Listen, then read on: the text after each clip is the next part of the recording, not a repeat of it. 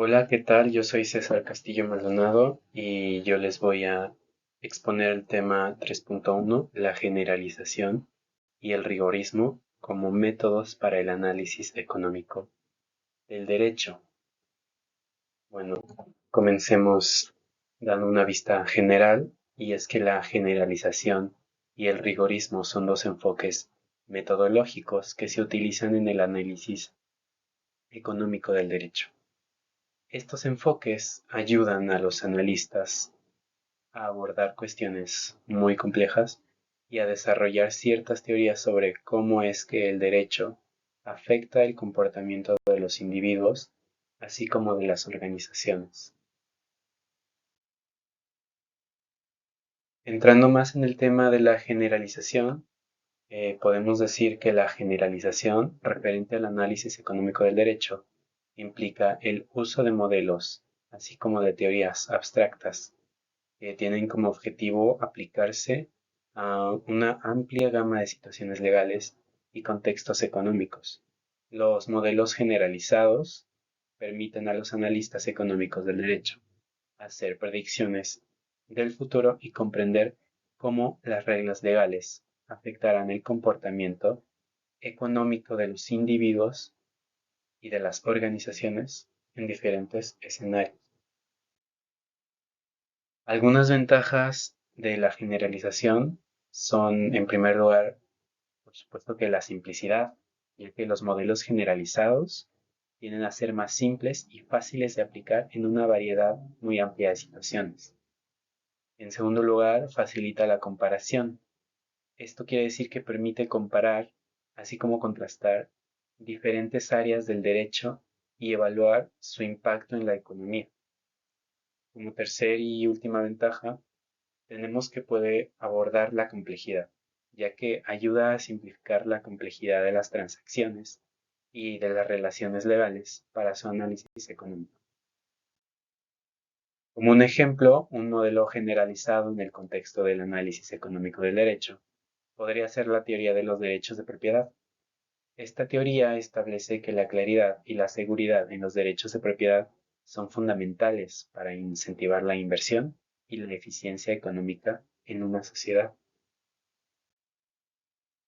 Ahora, referente al rigorismo, este se refiere a la aplicación de métodos cuantitativos, numéricos y estadísticos muy rigurosos en el análisis económico del derecho. Lo que esto implica es el uso de datos empíricos y técnicas cuantitativas para poder evaluar y así respaldar las teorías que se proponen. Algunas ventajas del rigorismo son la validación empírica, que permite verificar y respaldar teorías con evidencia empírica. Esto lo que hace es que aumenta la confianza en los resultados del análisis.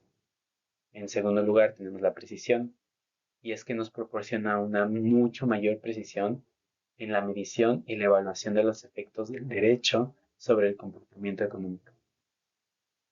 En tercer lugar, tenemos la refutación de teorías. Esto quiere decir que nos permite descartar teorías que no están respaldadas por la evidencia empírica.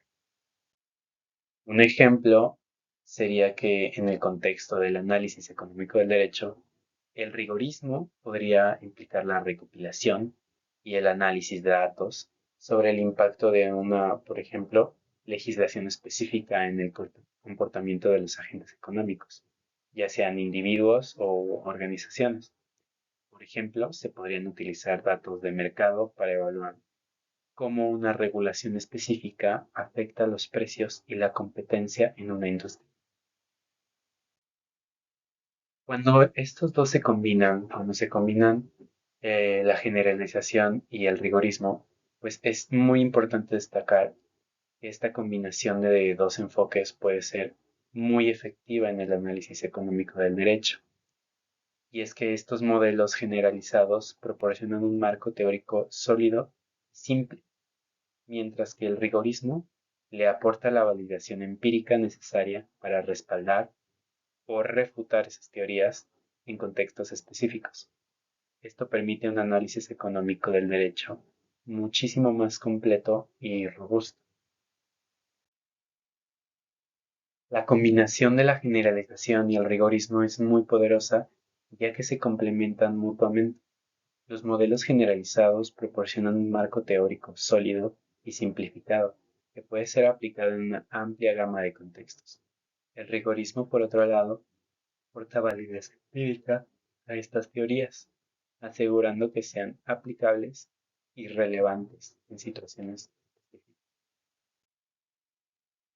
Como un ejemplo, supongamos que queremos analizar el impacto de una nueva regulación sobre el mercado del trabajo.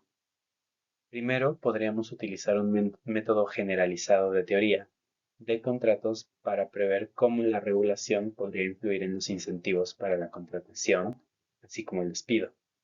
Luego, mediante métodos cuantitativos rigurosos, es decir, a través del rigorismo, podríamos recopilar y analizar datos de empleo y salarios antes y después de la implementación de la regulación para validar y cuantificar los efectos reales. Algunas limitaciones y consideraciones de este modelo son, en primer lugar, la simplificación excesiva, con la que tenemos que tener cuidado, ya que la generalización puede llevar a una simplificación excesiva de la realidad, puede limitar la precisión de las predicciones. En segundo lugar, más referente al rigorismo, la dificultad en la obtención de datos puede ser una limitación, ya que en algunos casos esta puede ser difícil de recopilar datos empíricos relevantes para respaldar o refutar teorías planteadas por generalización. Por otro lado, tenemos la interacción con otras disciplinas, y es que el análisis económico del derecho a menudo se entrelaza con otras disciplinas como la sociología y la psicología jurídica. Integrar estas perspectivas puede enriquecer el análisis. Un último punto, la contextualización, ya que es importante considerar el contexto legal y económico específico al aplicar estos enfoques. Lo que funciona en un contexto puede no ser aplicable en otro. La combinación de generalización y rigorismo es una estrategia efectiva en el análisis económico del derecho. La generalización proporciona un marco teórico sólido, mientras que el rigorismo aporta evidencia empírica y validación de las teorías propuestas. Al aplicar estos enfoques de manera conjunta, se puede lograr un análisis más completo y robusto de cómo el derecho afecta al comportamiento económico. Como aplicaciones prácticas, tenemos en primer lugar los estudios de caso. Los estudios de caso son una forma común de aplicar la combinación de generalización y rigorismo en el análisis económico del derecho. Aquí se selecciona un caso específico y se utiliza un modelo generalizado como base teórica. Luego se recopilan datos empíricos relevantes para ese caso y se aplican métodos cuantitativos rigurosos para evaluar el impacto de las leyes o regulaciones involucradas. Otro ejemplo de aplicaciones prácticas son los experimentos controlados, ya que en algunos casos se pueden llevar a cabo experimentos controlados para evaluar el impacto de ciertas leyes o regulaciones en un entorno controlado. Este enfoque permite una mayor precisión y control sobre las variables, lo que puede proporcionar evidencia más sólida para respaldar o refutar teorías. Referente al desarrollo teórico y empírico continuo, el análisis económico del derecho es una disciplina en constante evolución. La combinación de generalización y rigorismo implica la necesidad de seguir desarrollando teorías y modelos, así como de recopilar y analizar datos empíricos actualizados. La importancia del análisis económico del derecho es que además la interacción con otras disciplinas como la psicología, la sociología y la ciencia política puede enriquecer en el análisis y proporcionar nuevas perspectivas sobre cómo las leyes y regulaciones afectan el comportamiento humano y económico. Siguiendo en esto, también es importante recordar que el análisis económico del derecho no se limita a consideraciones puramente técnicas. Hay implicaciones éticas y políticas importantes en la formulación y aplicación del derecho, y estas deben ser parte integral del análisis. En resumen, la combinación de generalización y rigorismo En el análisis económico del derecho es una estrategia valiosa para comprender cómo las leyes y regulaciones impactan el comportamiento económico de modelos generalizados y métodos cuantitativos rigurosos.